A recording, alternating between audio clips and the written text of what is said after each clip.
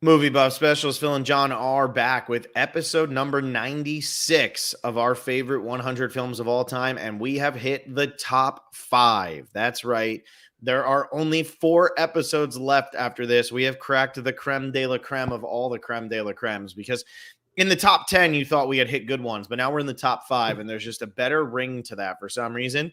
We're talking The Master from 2012, and we're talking The Graduate from 1967. Graduate is the second newest movie out of either one of our top 5s, the second oldest movie out of any of our top 5s, while The Master is the newest out of any of the movies in our top 5s. So either we're just really pretentious, or we just like older movies more in our top 5, even though we're littered with 20 teens movies all over the place. John, welcome. Thanks for making me watch The Master.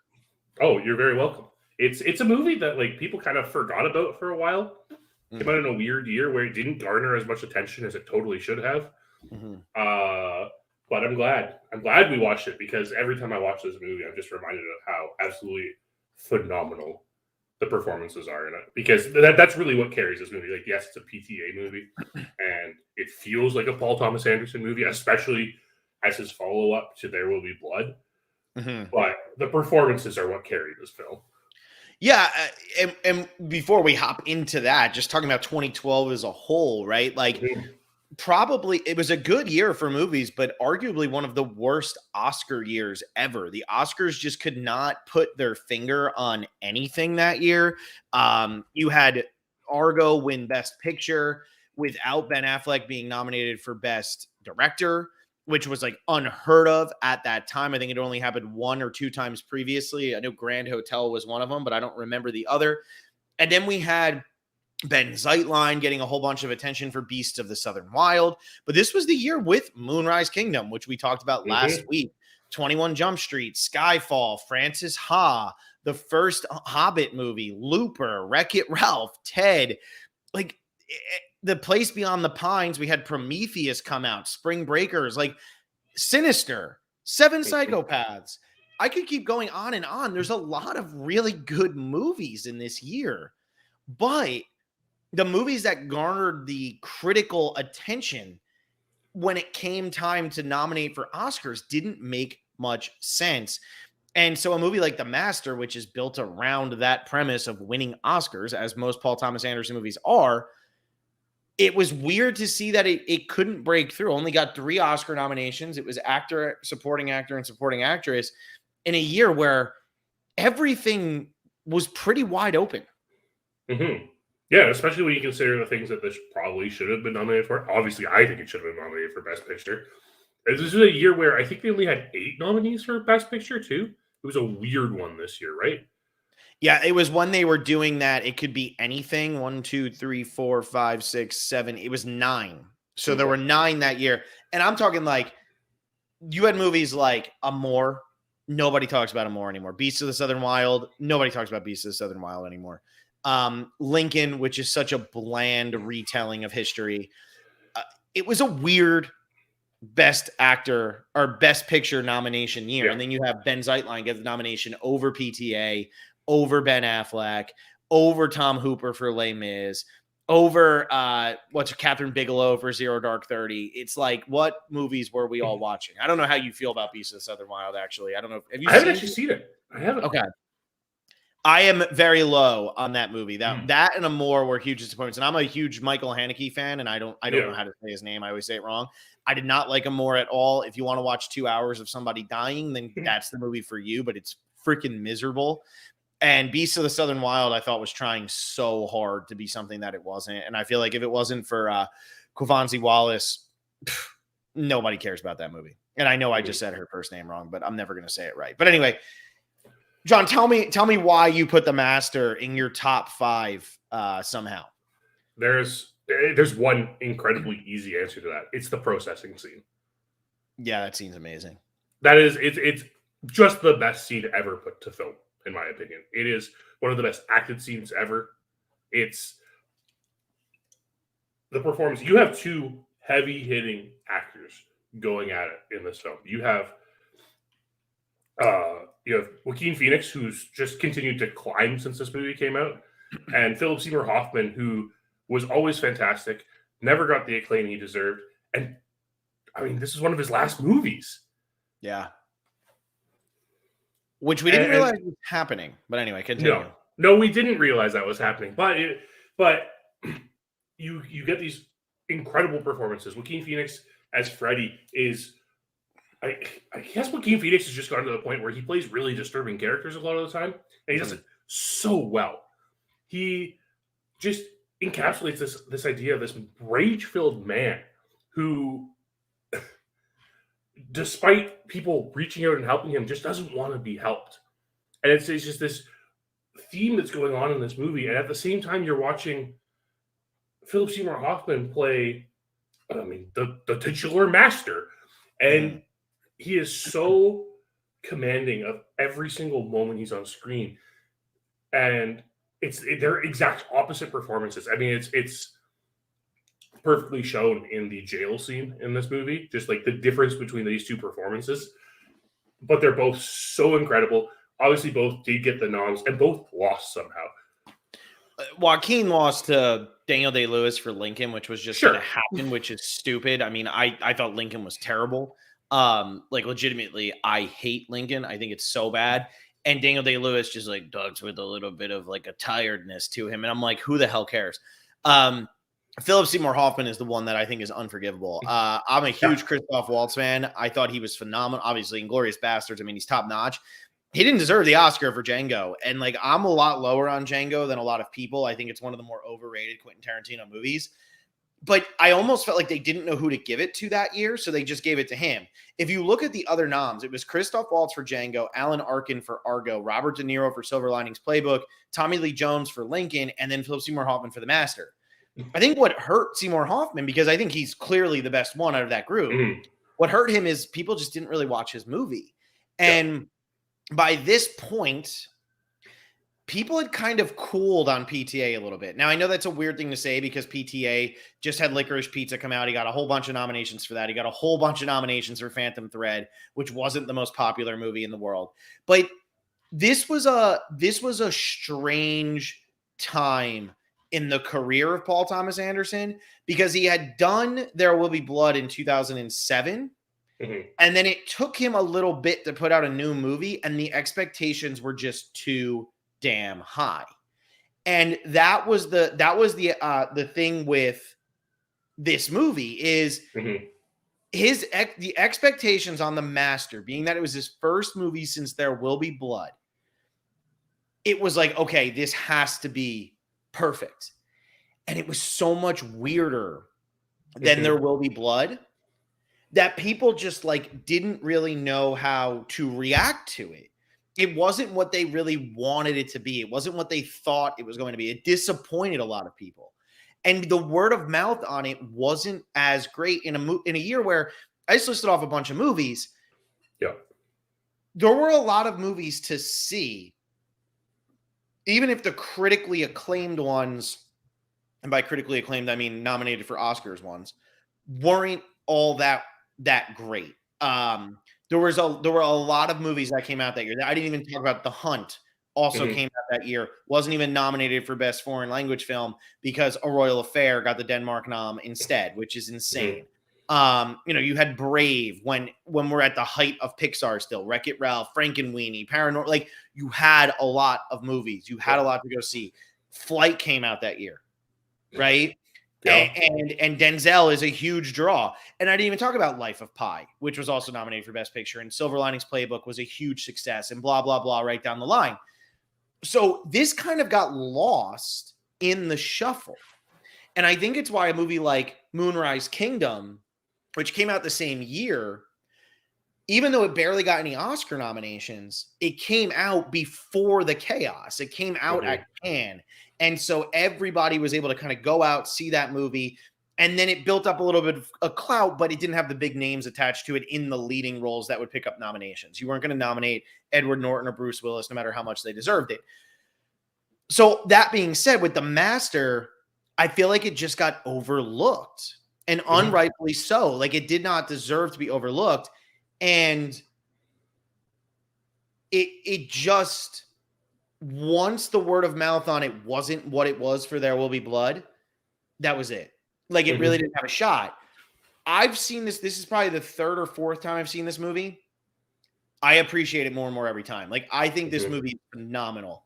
The acting is great. The message behind this is great. I always say this, like, you know, with the society we're in 2023, some of these movies that are set in the 50s, set in the 60s, they start to feel even more relevant now because the master is just about being brainwashed, having no place to go. So you allow this man to brainwash you. And I feel like that happens all the time in our society. I mean, no matter what side of the political spectrum you're on, if you 100% believe either side of it, you're kind of just lost looking for somebody to believe 100%. And that's what this movie is. Like, this movie is just about, like, who am I? I have no identity, so I'm going to devoutly follow this one thing wherever it may lead. And it's just a wild ride of a movie, and they're just, I mean, they command the screen. Seymour Hoffman and Joaquin Phoenix are just ridiculous. Yeah, and it's really funny that you mentioned that this seems like it's just so much weirder than There Will Be Blood, because it is. There Will Be Blood is so... It's very much a prestige genre, and I mean, we'll talk about it in a few weeks, but I feel like The Master's more in line with PTA's other movies, though. And the feeling that you get in those movies, right? In things like Punch Drunk Love, even like Boogie Nights, like this feels more in line as a PTA movie than just this high drama. And I think the opening of this movie couldn't turn a lot of people off of it. It's weird. It's weird cuts. You have Joaquin Phoenix humping a sand mermaid. Yeah, like it's weird. It's weird, and it doesn't tell you. Or it tells you right away that it's weird. And then we get the stuff in the department store with him being a photographer, and we kind of just see that he doesn't fit into life. Like, PTA sets up this character of Freddy so well because he introduces us to this very disturbed man. This man who's been through things. He doesn't seem to be all there. He lets his emotions get the best of him. And they show him as a sailor, and then they show him in therapy. Like, how many times do we get that in the film, right? Where we're in the first 10 minutes of this movie, we know exactly who Freddy is. And we can tell right away that he's like sex obsessed. And it's really interesting as we go through this film and we follow his character, and he gets less sex obsessed as he's, you know, clinging on to the master. And that's something people don't like talking about, right? Like, we talked about it all the way at the beginning of this podcast. We were talking about shame and sex addiction, right? Like, people don't like talking about that type of thing. So it's really makes it a little harder for people to talk about. And I think PTA does it in such a beautiful way here because he's presenting it in a way where, you know, you don't get the NC-17 rating in this movie. You just get the R. And it's just so hard for the general population to accept that type of movie, which is a shame because, like Jordan Alford said in the comments, this is the best film of the 2010s. Yeah, I mean, I disagree, you know, because I didn't even mention The Impossible, which also came out that year. 2012 was a really good year for movies. Just the wrong movies were nominated. The Master, people struggle with this because think about what PTA's done, right? He made Boogie Nights, which is about porn. And people loved it because it was done in such a lighthearted way. Then he makes Magnolia, which was a box office success with all of the weirdness in that. There's a lot of weird sexual relationships with that. It is hinted that the man has sex with his daughter, or at least sexually assaulted his daughter in some way, shape, or form. He assaulted her. That is hinted at. While Julianne Moore is 50, 60, 70 years younger than the guy who is dying on his deathbed. And we're seeing a lot of weird sex kind of stuff. But this one was almost too realistic for people. This movie was one of his very few box office bombs. Like, it was a bad, it did very poorly at the box office. And like, was it the subject matter? Because I understand that this isn't a direct thing at L. Ron Hubbard. Like, it's not directly going at L. Ron Hubbard, but people seem to be fascinated with Scientology and those types of like cultish, religious whatevers. So why was there no fascination with this premise? I mean, it's so expertly done, and Philip Seymour Hoffman's character, the master, as it just keeps going and going and going. I'm surprised that people didn't latch onto at least his character more. But maybe it was too dark. This was also, obviously, There Will Be Blood has an epic score behind it, right? I mean, nobody's going to deny that. But prior to that, Paul Thomas Anderson's movies tended to have really good soundtracks, right? Like Hard Eight has a pretty good one. Boogie Nights obviously is one of the best of all time. Magnolia has a very good one with all the Amy Mann stuff. Punch Drunk Love, I don't remember much, but I definitely know it was there. And then There Will Be Blood was a little bit of a change. This movie's score is more of like a horror movie score. And I almost wonder if people were just turned off by like what the subject matter was, the fact that it really wasn't, it didn't feel like a PTA movie at the time. But since this movie was made, really since There Will Be Blood was made, PTA did a total change on what his style was. But Phantom Thread is just like this movie. I mean, it's just like he very much follows this style still. So might have been one of the most impactful movies of his career. He claims it's his favorite movie he ever made. He likes it more than There Will Be Blood. So there you go. Yeah, and I'm glad you brought up the score, because I mean Johnny Greenwood's score in this movie is absolutely incredible. It's spectacular, and I didn't think about it in the horror movie vibes, but it does. It does have those type of, those grating sounds, the contrast to everything. Johnny Greenwood. For those who don't know, Johnny Greenwood of Radiohead scores like almost every Paul Thomas Anderson movie now. And he brings in that kind of experimental music that Radiohead was getting into right before There Will Be Blood and everything like that in that middle career of Radiohead.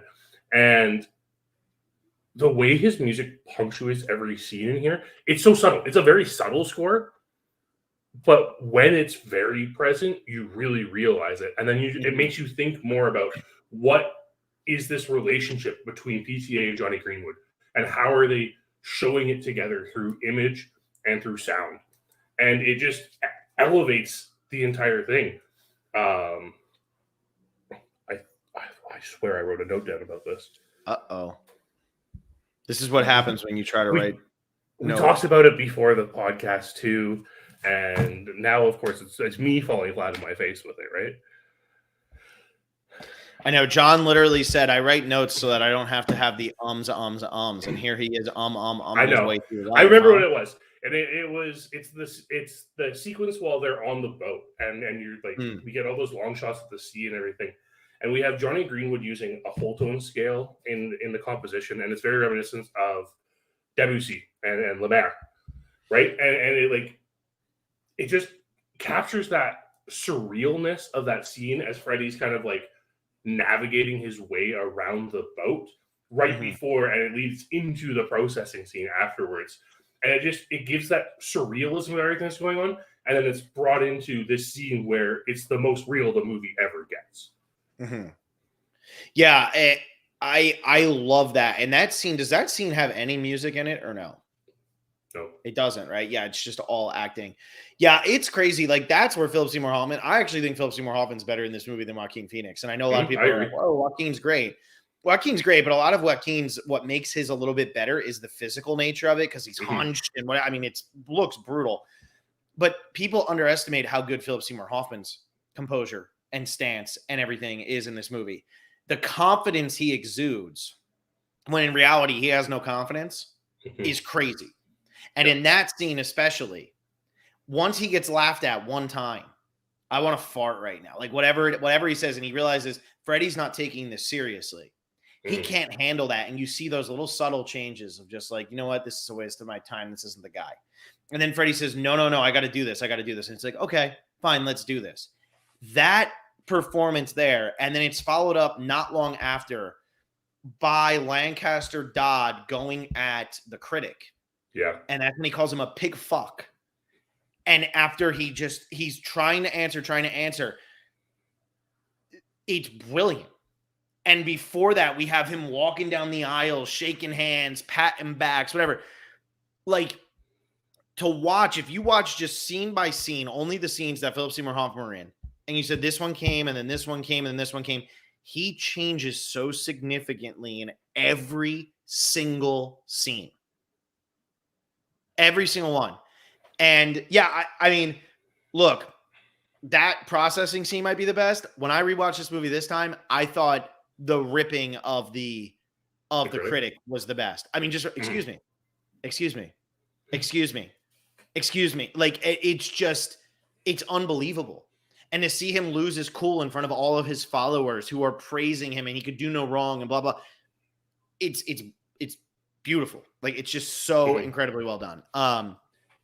But yeah, I got away a little bit from what you were saying. But it's like when it's all working together, this movie has like such a sophistication to it that so many movies don't have.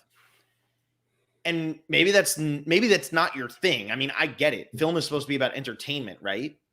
But there is something so crisp and so precise about every single decision that is made. You almost feel like you're watching a documentary about this man allowing himself to join a cult without even realizing that he's joining a cult. Yeah, absolutely. And I think what really makes this relationship work between Freddy and Edmond Gaston is the fact that it's a codependent relationship, and you don't see that for a long time. You don't see how dependent Dodd is to Freddy and why he needs him around all the time. And that's what makes like the pick a point game that they play. Oh, it's like great. It makes that so impactful, because like it's at that point where you realize Dodd so needs Freddy, but he needs to like let him go in order to succeed, right? Because we already saw that he was drinking Freddy's hooch and stuff, so that didn't go well. And it's just incredible to see this broken relationship of these two people repairing each other in a way where Rami Malek's character says it, right? Where I don't think Freddy's as committed to the cause as the cause is to him. And it's that dichotomy between these two characters that it almost brings out that questioning that Dodd has in himself. And like, is everyone trusts me to trust everything I say? But when book 2 comes out, he has to change the way things work, because he's like, now people aren't trusting me as much. How do I get more people to trust me? How do I get more, right? Because that's always what the religious cultish type things are. And, I'm not saying religion's a cult. I'm saying, but when you start to have these types of things that just pop up, and trust me, this will be about man. It came to me like, it's always about how do we expand to whoever. And he preys upon the weak-minded. And once the weak-minded start to question him, it shows how weak-minded he is. Yeah. This with Laura Dern, where she says it used to be recall and now it's imagine. You can see in that scene, he doesn't realize he did that. He doesn't realize that that's what he wrote, which does go to the L. Ron Hubbard thing a little bit, because L. Ron Hubbard wrote so much with science fiction that there'd be things that contradicted. And people always say, I mean, if you ever watch Going Clear or anything like that, they talk about how all of a sudden you get to the next book and you're like, what the hell is this? This doesn't even make sense. When she questions him and he can't take it, and he just screams at her, that's what it is. Like, it's that losing control, almost because he allowed himself to believe too much in this Freddie Quell guy, because he's desperate for somebody who is just going to follow him like a dog into whatever. Yeah, and I mean, that's what we see Freddy doing the entire time, right? After the scene with the critic, Freddy goes and beats him up, because that's what Freddy knows. And like, that's what makes people question whether or not Freddy is actually involved in this cause. Even, I think it's safe to say, Freddy isn't in this cause at all. He is only here because of Lawrence Dodd and because of the connection he has grown with him. There are moments where Freddy feels at peace, but every time he gets cornered, every time he doesn't understand something, he goes back to aggression. Yeah. It's like when the police show up to arrest Dodd. It's like when it's the wall and window scene. Yeah. Right? He gets so angry, so aggressive, and he seems there's only two sides to Freddy, really. There's the anger and there's the apathy. And that's it. There's nothing in between, which is what makes Joaquin Phoenix's performance so incredible, because it's hard not to play the in-betweens. Yeah. When does he lose? I'm trying to think. So on Freddy's turn, Freddy drives off at high speed and disappears. Mm-hmm. So it's after he beats up the book publisher. Yes. Straight line on Dodd's motorcycle. Yeah. And then he drives away. Yes. And then he goes to check in on Doris. And then he goes to check in on Doris. It's after the Doris moment that we see his anger actually start to go away. Yes. Because at the end of the movie, he's no longer angry. And you were getting at it's like the whole sexual aggression, whatever type thing. It's almost like he's allowing himself to move past that. Now, at the end of the movie, I think it's such a brilliant scene. He's having sex with a woman, and he starts doing the processing on her. And part of me is like, is he now the shepherd for Dodd, who's going around and actually trying to bring people into this cult? Yeah. Is that what he's doing? Because we see that it doesn't, we don't see how their conversation ends. We just see it end and then he goes. And part of me is like, that's his purpose now. And I hadn't really thought about that until I watched it this time. Before that, I just thought like, oh, he had nothing, whatever. He's like lost. I almost feel like going through everything he went through with Lancaster Dodd and the anger and everything like that allowed him to come to terms with holding on to Doris and how angry the Doris situation made him. And now he's actually ready to follow what the master is doing and like become pretty much the next guy. Yeah. Yeah. I think it's so pivotal that like that Dodd says beforehand, for if you find a way to live without a master, let the rest of us know. Yeah. There's that idea that we all have this master that we have to follow, that we apprentice under. And like, it's the master in many different ways, right? Like someone you apprentice under, somebody you slave for. It's just these different terms of master that play so well here. And to see that final scene where again Dodd says, if we meet again in the next life, we'll be mortal enemies. Like it just goes to show the relationship between these two and how it's evolved throughout the process of this film. But they still are so codependent of each other that even in the next life, Dodd knows that if there is another life, that the two of them will be drawn together. Yeah.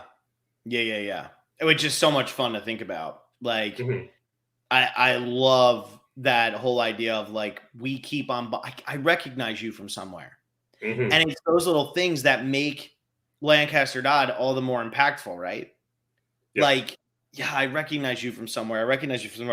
But Jordan Alford says, I think Freddy did find a way to live without a master. Maybe his master really the entire time was Doris. And whatever he was feeling for her and whatever he was feeling for, whatever sexual urges she brought out of him. And he was finally able to put that away because of everything he learned from Lancaster Dodd. And now he is living without a master. I mean, I don't know. But I think that's what makes the movie so damn good is that it leaves you with like kind of that dark, but potentially good ending. Yeah. Yeah. I think it really depends. I think everyone who watches this movie is going to have a different interpretation of it. And it's really going to hit them differently. I think some people are going to feel like it's a totally depressing ending because it kind of is. I think some people are going to be like, oh, it's a happy ending. And then I think a lot of people are just going to go, I don't know what just happened. Yeah. Which I think is what happened the first time a lot of people watched this movie, which is why the word of mouth on it wasn't very good. Yep. And I mean, I liked this movie, but I did find it the first time I watched it. I definitely thought it was disappointing compared to There Will Be Blood, and the fact that I already loved Boogie Nights and Magnolia.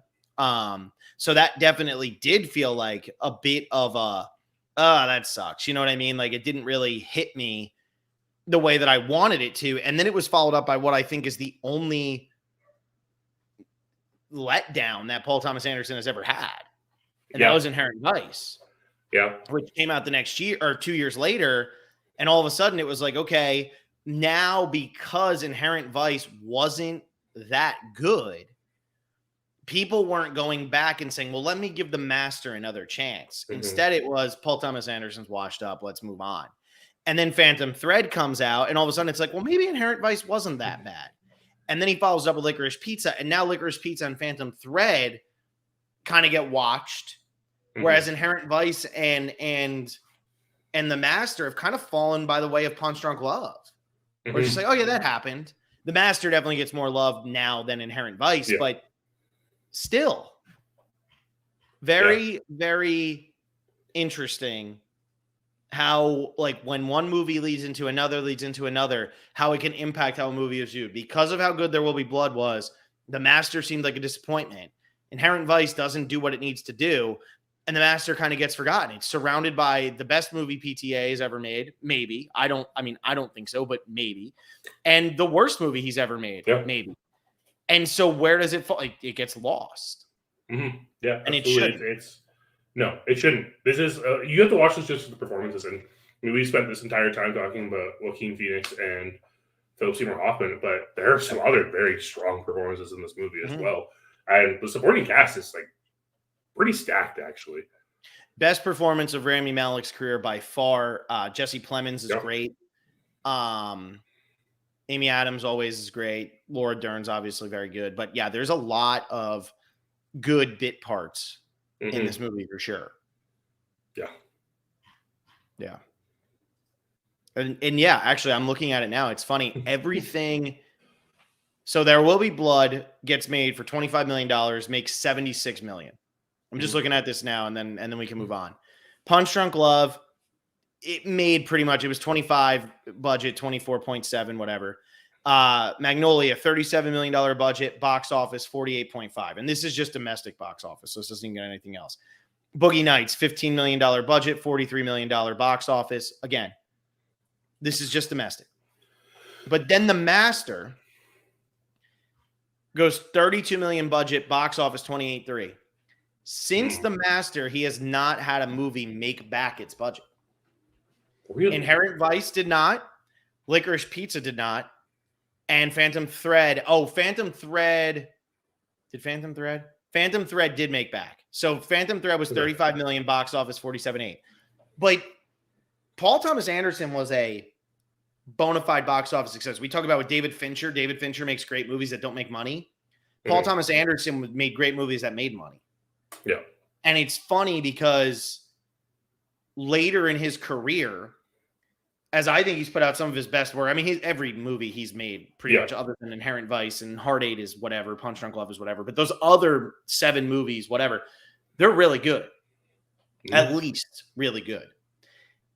And he's just kind of getting shrugged at a little bit by audiences who have lost a little bit of faith in him since There Will Be Blood. Yeah. Which is now 16 years old. Yeah. Old enough to date Freddie Quell. Yeah. Yeah. Yikes. Yeah. It's crazy. Anything else you want to add other than that Seymour Hoffman was robbed at gunpoint in this movie? I mean, I just have to believe the Academy didn't even watch this movie for him not to win. Well, this was the year where they admitted to not watching The Impossible and this because they were too, like, disturbing of movies. So it makes sense. Yeah. Yeah. It would absolutely make sense. Yeah, Philip Seymour Hoffman, it's just like every time you watch him and anything, it's just so much sadder, like what happened in his life. Just absolutely devastating. But all right, anyway. What do you got as your best movie that you watched this week? It also stars Joaquin Phoenix. It's Beau Was Afraid. I went and saw it on Friday, and I'm still not 100% sure. I know I loved it, but I'm not sure how much I loved it. Ari Aster brings. It won't be considered a horror movie, but if you do see this movie and don't think it's a horror movie, just remember your heart palpitations and how much stress you feel throughout the movie, and you'll realize it's a horror movie. Ari Aster goes all out with this one. Like, this is a movie. This feels like the movie of someone who's like, I have always wanted to make this movie, but no one would let me make this movie until I made 2 successful movies first. Mm-hmm. And it's like, you can't be prepared for this movie. I want to watch it again to see how I feel about it, but I'm not prepared to watch it again. And I don't know how long it'll take me to be prepared. Yeah, I'm going to check it out. It's not playing by me yet. Living in Florida, you don't get shit down here until it's things are in mid-run. Mine was From Russia with Love. Obviously a short week, didn't watch much, but I did a double feature on Thursday night. Yeah, Thursday night I did a double feature of John Wick 1 and From Russia with Love, and that was one hell of a double feature. That was a great double feature. From Russia with Love is such a great movie because it's not a Bond movie at all. It has all the great things a Bond needs. It has the one-liners. It has like all that fun stuff. But it's such a normal spy movie. Yeah. And it's actually like at times a little difficult to follow like what's actually going on, which is not how Bond movies are supposed to be. It's such a great one. It's my favorite Connery one. But yeah, that was fun. Anyway, let's do The Graduate, which, John, you hadn't seen before this top 100, right? That's right. When I made my list, I had seen it. I've seen it 3 times since we started this list. There you go. So The Graduate was one of those movies that you grow up with a dad who was born in the 1960s. You hear how great The Graduate is all the time because it came out in the 60s and like, you know, that's like their like, you know, that's the movie. And I remember the first time I watched it, I really didn't get it. I was like, whatever, like he's trying to seduce her. Ha ha ha. Like, or she's trying to seduce him. Like, what the hell does it matter? And then as I got older, it's one of those movies that just rings true. And it's funny because when I was in college, we watched this movie for one of my classes. And I remember the professor I had, which tells you how worthwhile college is, hated this movie. Like, there was a guy who was like part of the program who was one of the other like student teachers or whatever, who like wrote paper after paper about how amazing this movie was and the impact it had on society and blah, blah, blah. And my teacher just thought the movie was like a piece of shit. And I'm like, okay, great. Like, thank you for teaching me your ways of thinking great movies are pieces of shit. Like, don't go to school for film. PTA, we just talked about him. That's what he would tell you. But it was funny because when we watched it in 2011 or 12, whatever it was like The Graduate had gone through this thing where it was no longer great, right? Like in 1997, it was the 7th greatest movie of all time by AFI. It drops to 17 in 2007. And all of a sudden that meant it had lost its luster. Roger Ebert had once given it 4 stars and then went back on it and said it didn't age well and blah, blah, blah. And once somebody says something, as we learn living in the age of social media, that starts to become what people just parrot even when they don't watch it, or they watch it and they say, yeah, that didn't age well. They don't know what the hell they're talking about. Nobody thinks for themselves anymore. So that became the thing with The Graduate. And I remember watching it in college and being like, that didn't age well, huh? Like, yeah, okay. What didn't age well about that? Because like I remember going into that movie, the discussion was like, you guys might not get everything that's going on because of this, that, whatever. I'm like, what is there to not get about the movie? But then what was funny was the older I've gotten and the more removed from college. So you watch it in college, it's a great movie, and you're like, that's one of the best movies ever. Then you leave college and it suddenly becomes the most important movie in your life, right? Because you're like, holy shit, I understand.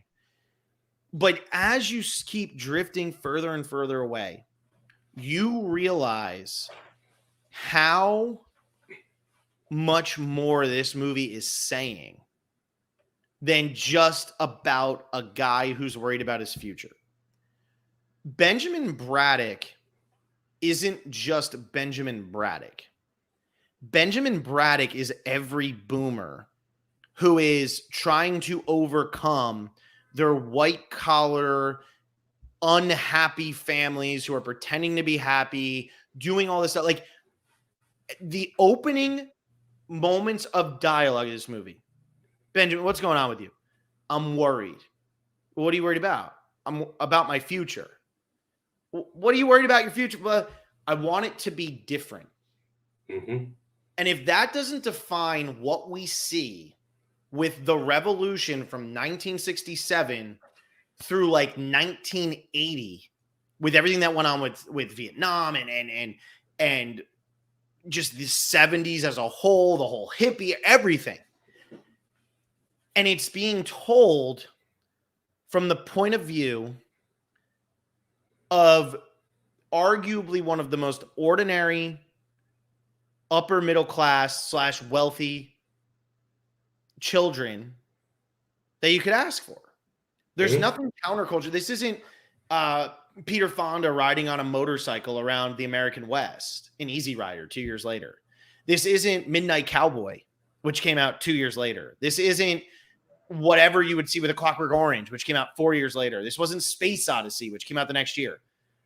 This was a guy that looked just like you, or looked just like your friends who went to college at that time. And they made this movie that is just I talk about, like, I think Eternal Sunshine of the Spotless Mind is the most important movie of our generation.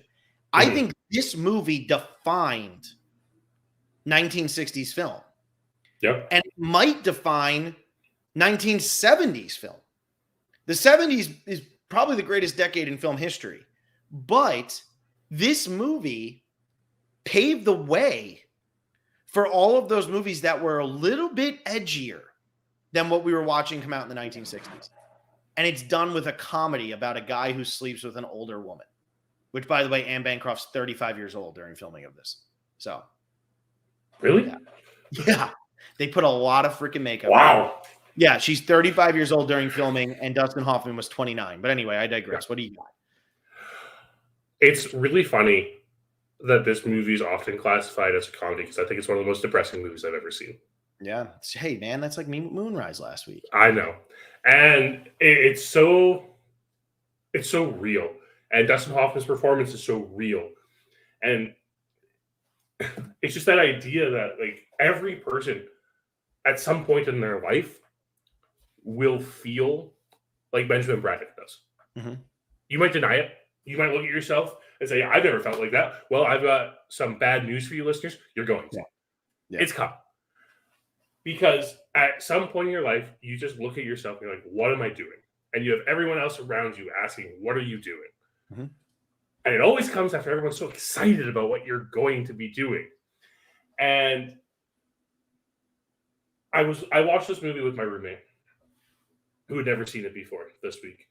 And he was talking about how, like, Ben's kind of creepy, especially when we get to the end of this film. I was like, yeah, he is. But you also have to realize that, like, these are two people with him and Elaine who finally found someone they connected with, someone who they felt genuine around, and the entire world was working against them having that moment and having that ability to share that, because this movie is all about that emptiness inside you when you don't know what's going on, and then finding something that finally fills it and having it ripped away from you. And, like, it's done in a way that is so enjoyable and so rewatchable that it's impossible to not say this is one of the best movies ever made. Well, and so one of the criticisms of this movie, and this is like where I go into my political spiel, because I can't help myself, because we're so sensitive right now that, like, anytime anybody farts incorrectly, we have to be like, oh my God, you just, like, I'm going to cry about it for hours and hours and put it on social media so people will feel bad for me, and I'm going to try to start a cause. One of the big criticisms of this movie is Catherine Ross's character of Elaine is falling for this creep for no reason. It's total nonsense. He slept with her mother. And then you get the big reveal later on that Mrs. Robinson claims Benjamin raped her. And Elaine is still sitting there letting him explain himself, and then goes back to the room and says, kiss me, Benjamin. Mm-hmm. And it's like, how the hell could this happen? This is despicable, blah, blah, blah. that's why this movie is so important, and that's why this movie is so perfect, is because in 1967, what your parents said, what your parents did is what controlled your life, right? It was all about control. You didn't curse back at your parents. You didn't talk back to. If you did, you got the shit kicked out of you because that's what people did back then. Like it was all so much about like the fear of your matriarchal, patriarchal family. It was all patriarchal. Who the hell am I kidding? But it was all about that. And you're watching these super depressed people, Mrs. and Mr. Robinson. We don't even hear their first names, but they're so unhappy with the relationships they're in. Right? They're so unhappy. All the old people are unhappy. All they're talking about is what are the youth going to do and how can we kind of navigate it?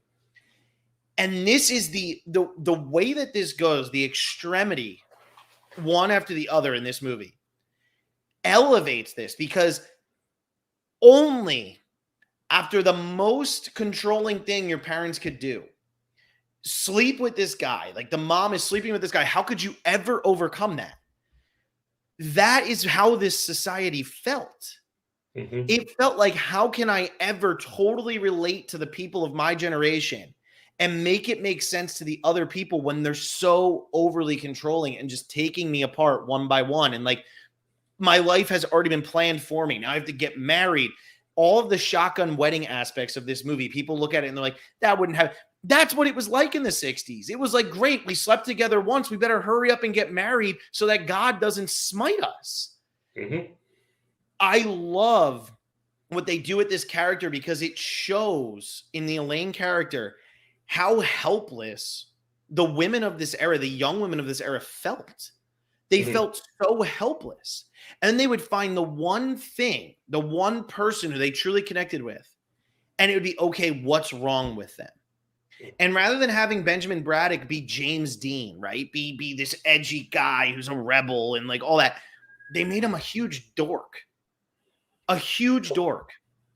And it was like, man, she needs to somehow put all of this aside just to overthrow her parents. And it leads to one of the most depressing endings of all time, which is, okay, we just did all this, but where the hell are we going? What have we truly done? But that's how the generation felt, right? That's why you look, what that generation is the highest rate of divorce ever. Because they stopped being God-fearing people, but they stopped being it too late after they'd already done what their parents had told them they had to do, after what society had told them they had to do. And this movie was kind of getting ahead of that curve. And it was saying to you, what are we doing? Like, what the hell are we doing? So I think the Catherine Ross character is phenomenal in this. And I think it's so hugely important how she is portrayed and how much is against her for her to still have the autonomy to say, you know what? I still feel something for you. Yeah. It's ridiculous, but it needs to be that ridiculous. Is it? I don't even think it's that ridiculous because one of the big themes in this film, and I mean, maybe people disagree with me, but I think one of the big themes here is that intergenerational relationship, and it's a theme that comes up in almost anything, right? It happened in Moonrise Kingdom last week. Like, it happens all the time. It's one of arts and literature's and film's greatest themes to dissect because there's always this fear that you'll become your parents. Yeah. Right. And in this film, we see it manifesting because we see how excited the Braddocks are that Ben's graduated and, like, you know, he's going to be successful. They reward him with the Alfa Romero and they give him the scuba diving suit and stuff. And then as the movie progresses, they're getting ticked off. What are you doing just lying around here? What are you doing? What are you going to do? Have you even thought about graduate school? What's the point of even getting the degree if you don't go to graduate school? And let me tell you, great question. Yeah. What's the point of even going to graduate school at this point, John? Yeah. I don't know. I don't know. I went. I don't know. And it's that tension between the generations. It's the fact that Mrs. Robinson isn't getting along with her husband because she's been, you know, she was forced into the marriage. They never got along with each other. How does she try to escape it? With someone in a different generation. Yeah. It's that whole idea of it all. It's someone who's her daughter's peer, right? Like someone she's known her whole life. Yeah, right. No, more importantly, someone she's known his entire life. Yeah, that's the line. That's the line. Thank you. And you get that tension in this, and that's what makes it seem. I think when you're younger, you're looking at this, and you're like, okay, this woman's just coming out to this guy like that. That's a pretty big deal and stuff. And then as you get older and you watch it more, you realize, I don't want to say it's sad, but how I guess depressing is just the word we have to go back to here. It's depressing that the only escape Mrs. Robinson has is this affair with Ben. Yeah. Yeah, and Jordan says here, it's a film about generational curses and how they act. The act of trying to break them can just make new ones or make them worse. That is such a perfect description of this movie. Because I say this to people all the time, right? Like everybody who's living right now, no matter what your belief system is, you think your belief system is right. You think the way you think about all the hot button topics around the world, the country, wherever you live, you think that your belief system is right.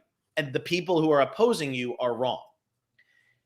And what makes me laugh is a lot of people hate the boomers now, right? Mm-hmm. Like we look back and we're like, oh, go home, boomer, right? Like, I mean, I remember that there was like the Harvard football game where the kids like sat in the middle of the game and like did like a whatever, and they're screaming, go home, boomer. If it wasn't for the boomers, you wouldn't be sitting in the middle of the field at Harvard because they taught you how to do the peaceful sit-in. Like, get me out of here. But it's this whole thing of every generation tries to do better than the previous generation. And they're right about 75% of what they're doing. But the 25% of what they're wrong about is what the next generation clings on to try to change. Mm-hmm. And because of that, it's why each generation keeps hating the generation that precedes them or follows them or whatever. And I always say to my friends, I'm like, you might think you're doing great now. Kids that are born today are going to hate you in 30 years. They are going to despise you because they're going to be like, how the hell did you do this to my country? How did you do this to my world? How did you do this? It doesn't matter what you think. That's what they're going to say because that's just kind of how this intergenerational stuff works. It's very hard to appreciate everything your parents have done because you see all your parents' flaws. You see all of the other adults' flaws. And you say to yourself, I don't want to be that. I want to be different. And The Graduate says everything so plainly, the whole movie. I want to be different. You're trying to seduce me. The only character who speaks in tongues this entire movie is Mrs. Robinson during the initial seduction scene where she won't say exactly what she wants. After that, everything that is said in the rest of the movie is exactly what's happening. And like, there's just that boldness to the script by Buck Henry that is willing to go there and willing to just talk about these heavy topics and do it in a lighthearted, but also dark way that still resonates today. Because even if you don't sit here and you're not like, oh, I'm just drifting through life. Every person, every generation, every whatever, you're going to have that moment. You're going to be like, I feel like I'm just drifting. I feel like I'm just going somewhere. I don't know what I'm doing. I don't know what comes next. But like you said, people are going to be asking. Older people are going to be asking. Your peers are going to be asking. But we're all going to have that. So even if you don't grasp on to everything from The Graduate, Benjamin Braddock, Elaine, the Robinsons, and the Braddocks, they're all characters that still exist all over the place today. Whether you're from a wealthy white family or a poor black family or a middle-class Hispanic family, it doesn't matter. Most of the families that exist in like Europe or America or whatever it is, you're going to be able to see these people when you go around. Like I'm talking in Western civilization, you're going to be able to see these people when you go around. And that's what's fascinating about this movie. For as much as people change, I'm going to be different than that generation. I look at my parents and I'm like, they're just like the Robinsons. And they were born 5 years before this movie came out. But they're so similar. When I got done with college, what are you doing? What are you doing? What are you doing? It's almost like you wasted our money. You wasted everybody's money. You wasted everybody's time. What are you doing? Come on. But you sit there and you're like, what am I supposed to do? Like, what are we supposed to do? No. This movie captures that feeling of your early 20s better than any other movie ever will, but it also captures how these people in their mid 40s, now it might be closer to like 50, but how you feel when you're like, my life has gotten away from me. I don't have happiness anymore. What am I supposed to do? It asks that question. It asks it. And like, I think part of what makes this film so good is that it doesn't answer that question. Yeah, it doesn't. Because it asks the audience that, and it's like, we don't have an answer for you because it's going to be different for every single person who watches this movie. And you can see, like, I mean, you get to the end of this movie and you realize how depressing it really is, and you see the regret. I mean, the facial acting in that last on that bus scene is top notch. It's incredible. You just see that like sinking feeling of realization in both of these people of like, what do we do now? And it's just like that cycle of what we've seen in the entire movie of, okay, we've taken this next step, now what? That society is just pouring onto us all the time. I think one of the most pivotal scenes in this entire movie is the one where Ben asks Mrs. Robinson to have a conversation. Yeah. And because like that's it's the turning point in the movie, right? It's where Ben kind of realizes what's going on with Mrs. Robinson. It's when the audience gets to figure out what's going on with Mrs. Robinson. We get an idea. And yeah, maybe that's what's aged poorly is the way Mrs. Robinson is talking about everything, and that entire conversation doesn't pertain as much to society now. But like, I think it does. But anyway, I mean, it does. But I mean, the pregnancy and having like being forced to get married isn't as prevalent as it was back then, for sure. But that conversation, and it's the fact that like she suggests talking about art, says she doesn't know anything about art, and then she has a degree in art, right? Like now we're just critiquing post-secondary, which happens a lot. A lot of people critique film, man. Yeah. And all of that bundled together in that one small conversation, it's Ben realizing he doesn't want to become Mrs. Robinson. Yeah. He didn't want to become his parents, and now he's realizing that he is having an affair with a woman who is wholly uninteresting to him. Mm-hmm. She's providing him nothing. She's providing him nothing in his life. And then when they do try to have a conversation, it's just depressing. Yeah. And like, I love that scene. I love the we always talk about like the bone being thrown in the air in Space Odyssey as like the greatest cut of all time. And by we, I mean me. The cut from him going underwater and going up on the raft, and it cuts to him landing on top of her. Yeah. Like second to none. That is just brilliance. And it's just showing this, I have nothing left. And what happens when he takes Elaine out? They're laughing. They're having a good time. They're talking. And I had said it earlier, everybody kind of says what they want and what they're doing in this movie. They might not always like say it right away, but like when Benjamin takes Elaine out, we know it's because he's scared of Mrs. Robinson. So he takes her to the strip club. Then he feels so bad and he starts to do whatever he can, and then they hit it off and they do really well. The only character who's not saying everything that they want is Mrs. Robinson in the seduction scene. And it's because of the disconnect between these characters. Because she can't just come out and say, I want to sleep with you right now. Because there's that societal feeling of how could you do this? Mr. Robinson, you're married, you have a daughter, you're this, you're that. She doesn't care. But there's that societal disconnect that doesn't allow them to talk. And when they try to talk, they have nothing in common. There's nothing there. And like this movie just so brilliantly portrays that through all of these scenes and all of the interactions. Ben can't talk to his parents anymore because all they're doing is nagging on him about how he's doing nothing with his life. But he can't tell them why he's doing nothing in his life. But we also see that he doesn't really have peers around that he doesn't have drinking buddies. He doesn't have that, which I think is kind of like what the crux of The Wealthy, right? Where like Mhm. you live such an insulated life sometimes that you don't actually like get out and talk. Although I do Yeah. think generationally too, like the 60s, you're not doing as much of the, you have the boys from the street, but like I think, I mean, granted, family members are closer to 70 and stuff, but they might have like one childhood friend they still talk to. You know what I Mhm. mean? Like that's kind of crazy because now we're so interconnected. It's almost like, how did you lose contact with everybody? Oh. But nobody in Benjamin Braddock's circle understands him. But nobody in Mrs. Robinson's circle understands her. Mhm. Yeah. So yeah.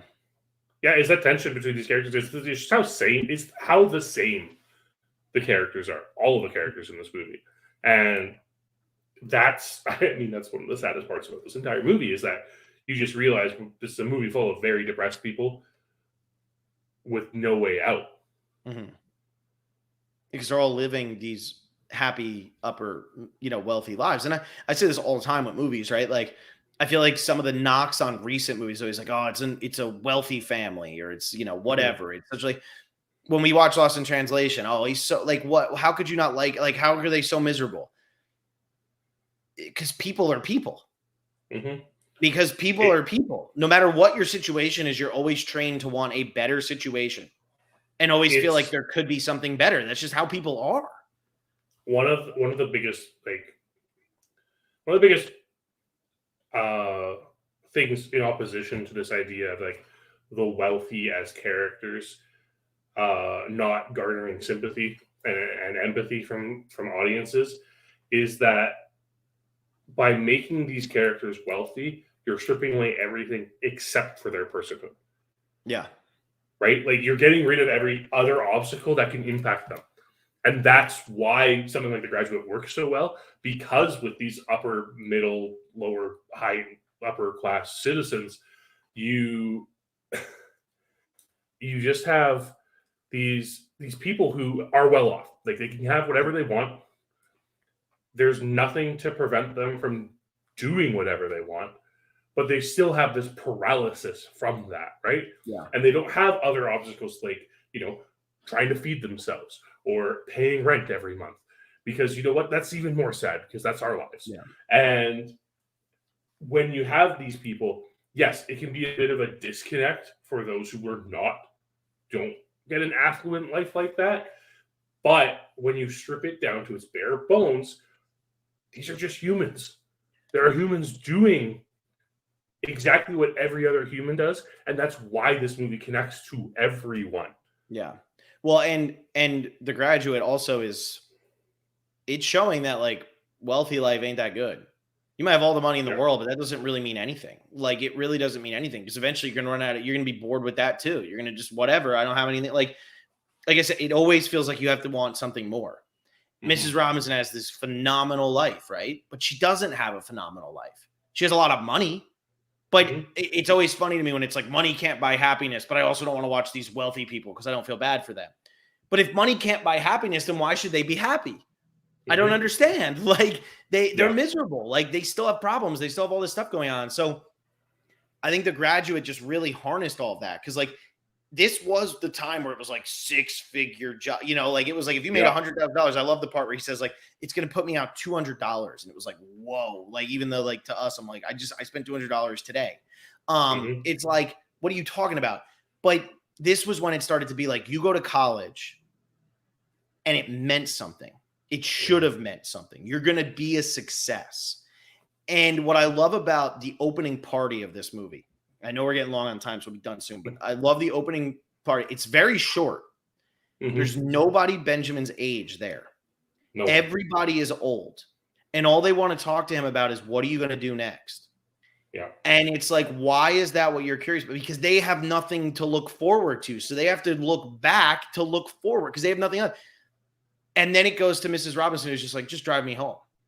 Mhm. And it's the power dynamic shifts in the Mrs. Robinson scene where every time like it seems like Ben's figured her out, she makes Ben feel like he's being foolish. The power dynamic shifts, the music that starts playing, all of that. One of the most brilliantly directed scenes of all time. And it's Mhm. all in that first 15 minutes of this movie because it goes from the party to that to and it's just the power dynamic shifts. Every time Ben thinks he's getting the upper hand, she somehow finds a way to knock him down a peg. I love that. And I just had to make mention of both of those things. Nobody Ben's age is in either one of those scenes. And speaking of the direction, I love the scene, like the scuba gear scene, because it's awkward, it's humiliating when like Ben, you can feel that with him. But I think the most important shot in that entire scene is when we go down with Ben and we're in the pool and he's trying to surface and Mr. Braddock pushes him back down. Yeah. It's just such a metaphor for how suffocating parents and this older generation is to Ben in this film, and how their constant, it's going to sound bad, but like their constant affection and coddling of him is actually making things worse off for him, because he just feels he feels like he's drowning. It makes you feel like you're more of a failure, because why aren't you? Like, look at how loving everything is, blah, blah, blah. They're good.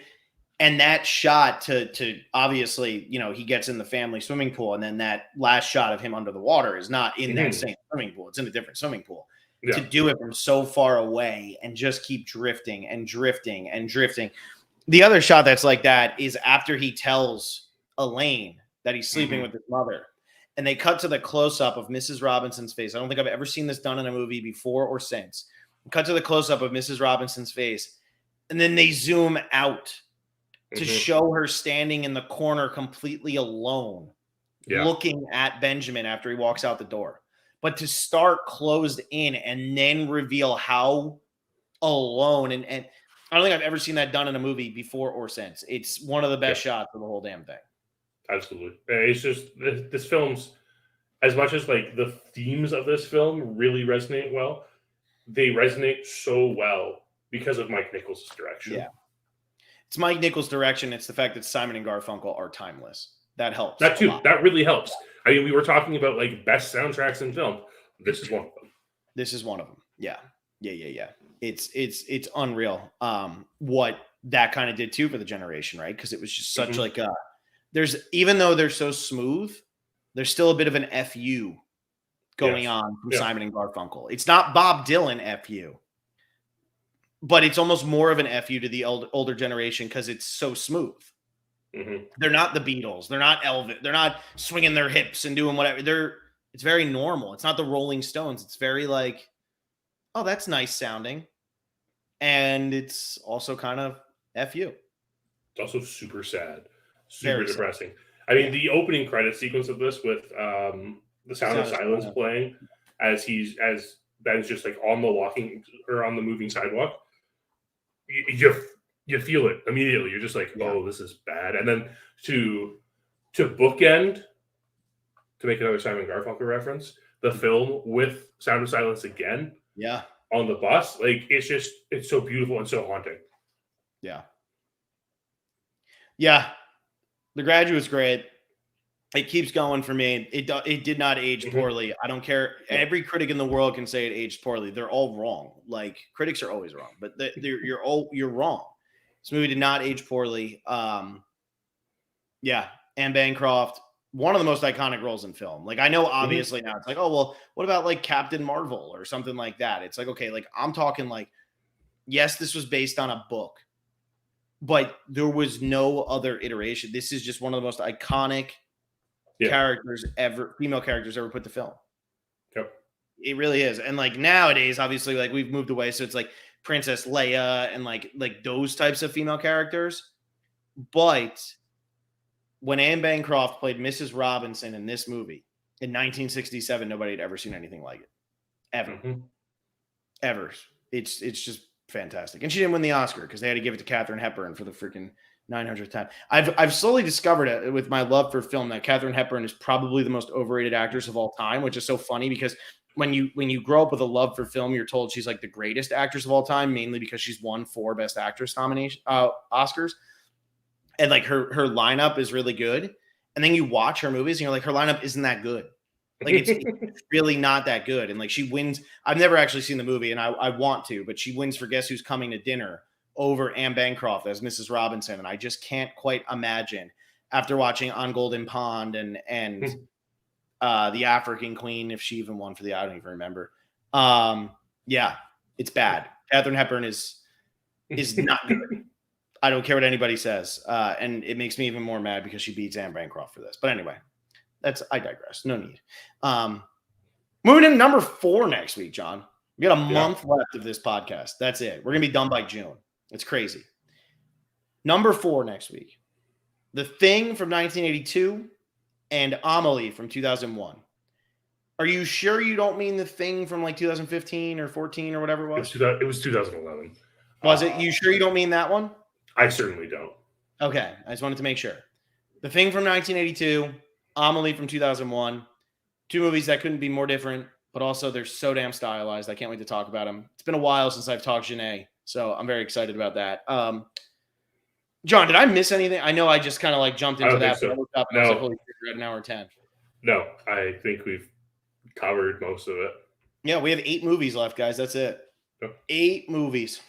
So see you all then next week. It'll be on Wednesday. We're back to normal next week. So enjoy yourselves.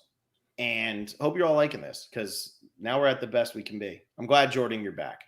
Okay, now I'm going to move on.